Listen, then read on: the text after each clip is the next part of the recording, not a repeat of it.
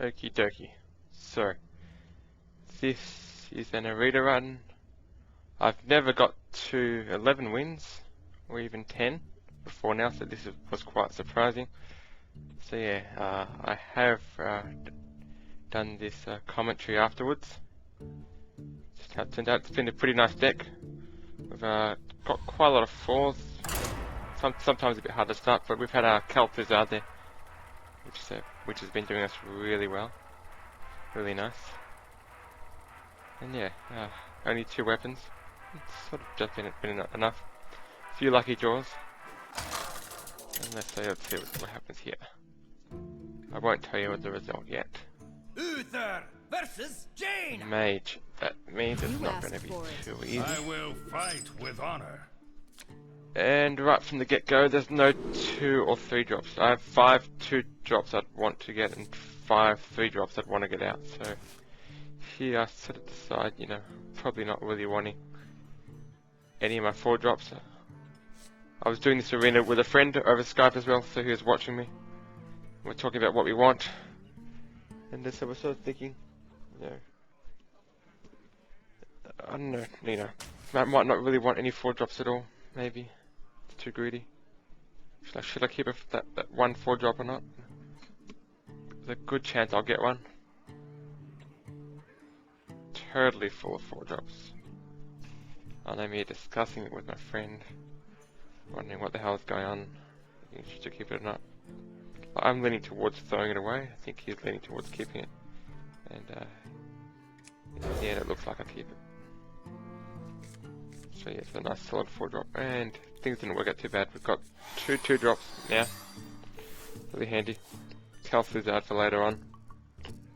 But at least I'm set for my first 2 turns. Well met. 3rd turn, nothing yet, but we'll see how we go. So this is we decided to use the coin right now because we've got 2 2 drops. If I only had 1 2 drop, I wouldn't have bothered coining out this probably.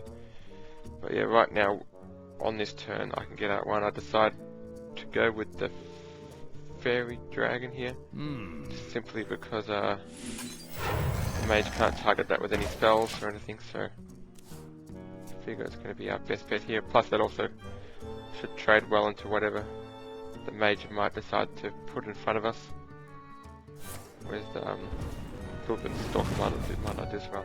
And there we go, just a little fireball. Okay, this is pretty easy, just get another minion out. Nice and quick. Okay, so one problem here now we have is that we've got no 3 drop for our next turn, but it's not too bad. We've already got 2 minions on the board. Should be able to handle it. Now, not so nice is this big, huge, fat taunt minion. So at this point, I'm like, hey, we got Blessing of Kings. Maybe we can use the next turn, but you know, all I can really do for I can't play anything from my hand. I'm gonna have to spawn a new guy, and the question is about whether to attack or not. Okay, I'm not going to attack at all because otherwise he can just attack my face with that thing. Or he's also got the decision about whether he wants to take away that silver hand recruit instead. So, like, yeah, not really quite worth attacking. Yeah, don't think it really saves us anything. Yeah, I don't want to take my little stalker out of stealth either. It's setting us up very well for Blessing of Kings next turn. So yeah, after the mulligan, we're sort of lucky to have gotten it back now. Pay attention, class. We've got teacher. That can be tricky if they got some spells. Ooh, venturing around is nice to have later on. I'm thinking hard about this. Deciding, you know, well, I can use Blessing of Kings on either of my minions, but which of them would I like to use it on? The Goblin Stalker gives me a big fat 6, 7 there, but then, you know, it's still a pretty big thing. So in the end, we decided we'll use Blessing of Kings on our Silver Hand Recruit. It gets rid of that that big fat thing. Can't even think what it's called now. Too tired. Yeah, we play Blessing of Kings on my Silver Hand Recruit. That way, it gets rid of that big thing. I get a minion. That's my Spellbreaker. A little bit sad, but yeah, well, it's out of my deck. What can I do? Probably won't see it anyway. And the Vault Teacher, I'm like, oh, do I want to attack that or not. So I decided I probably don't want to attack it with my Gilvan Stalker because it's going to just die. It's a question of whether I want to take the base and take it out of stealth. And in the end we decide, no, we won't. It's just another 3 drop for them to take out. So that's what we got. Oh. And no spells out of the Valet Teacher coming off. So that's gone better than I was imagining it would. Okay, so this turn I've got no 5 drops, so I'm pretty much looking at one of my 4 drops. It's about how to trade into these things. I'm looking at the big Spectral Knife. That's going to be a problem. Here we end up thinking, well, maybe I should just kill that Spectral Knight with my 2 minions. I'll deal with the Valet Teacher a little bit later on. And put up something big and fat to take away the Valet Teacher. Yeah. So yeah, there's not much I can actually try to... That Spectral Knight, not being able to target that with hero powers or spells, doesn't matter much for my deck at all. There's pretty much nothing in this deck that can affect anyway, so... what are we going to choose? Move quickly. Mechanical Yeti or Paladin Shredder.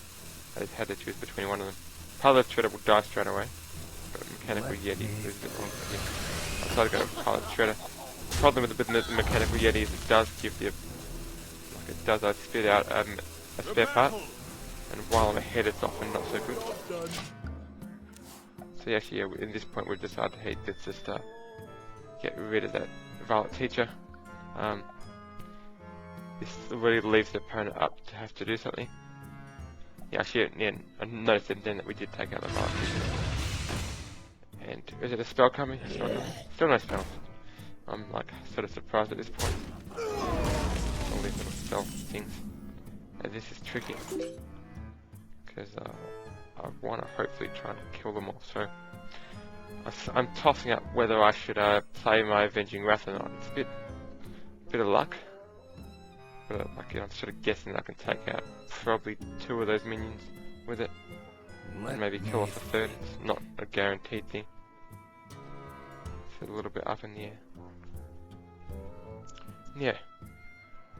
It worries me a bit. It's always a bit scary because this is like around this bigger potential RNG that could go really wrong for you. But nothing else sort of seems worth it. I kind of really do want to get rid of at least, like, yeah, like if I kill any of those minions, I'll lose. I'll at least lose one thing off that minion there myself, and they've still got 2, so I'm like, okay, I'll just do this crazy. Let's go. Hopefully before the rope runs out. No, I'm like, okay, quickly now. Do I attack this guy? Do I attack him?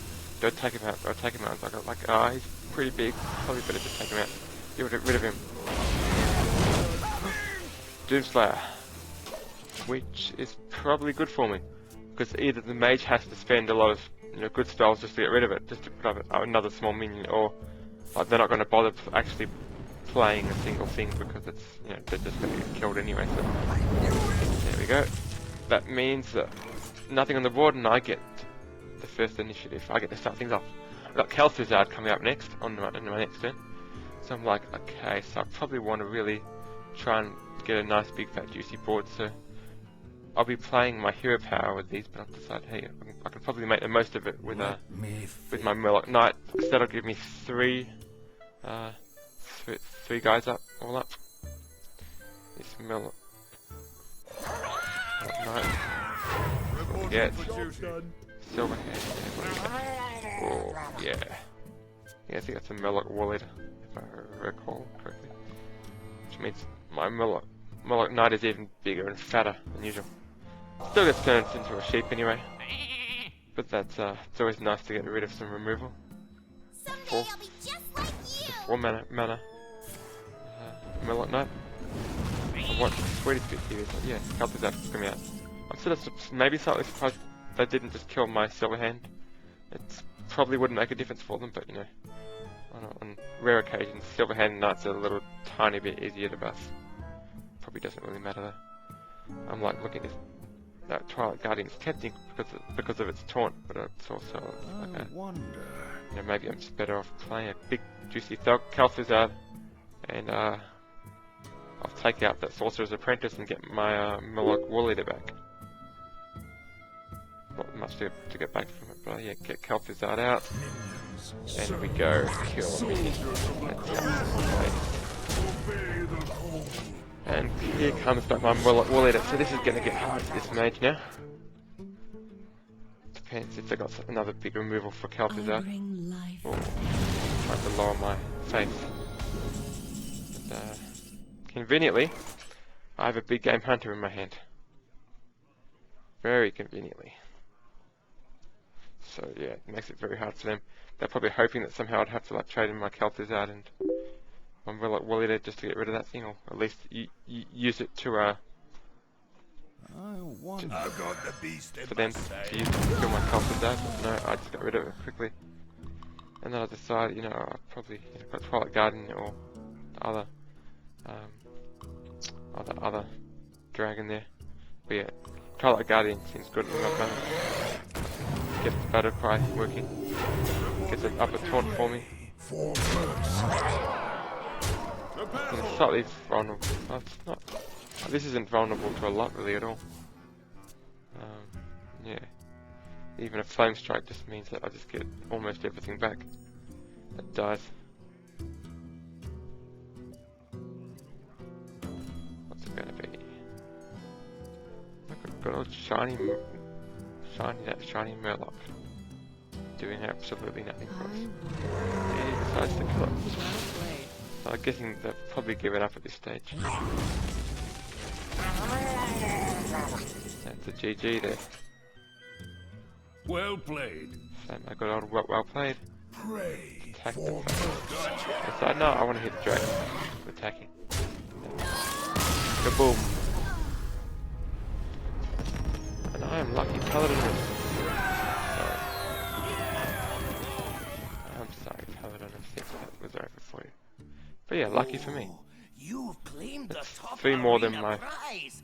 second best arena at 9 wins.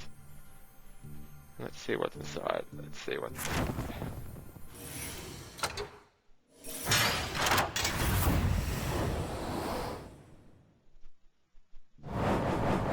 Okay, 5 things. Gold, more gold. Right, 255 gold. Plus the gold and common. And 2 card packs. That's definitely quite nice. Much more money back. And another card pack as well. Than usual. Yeah, huge profit.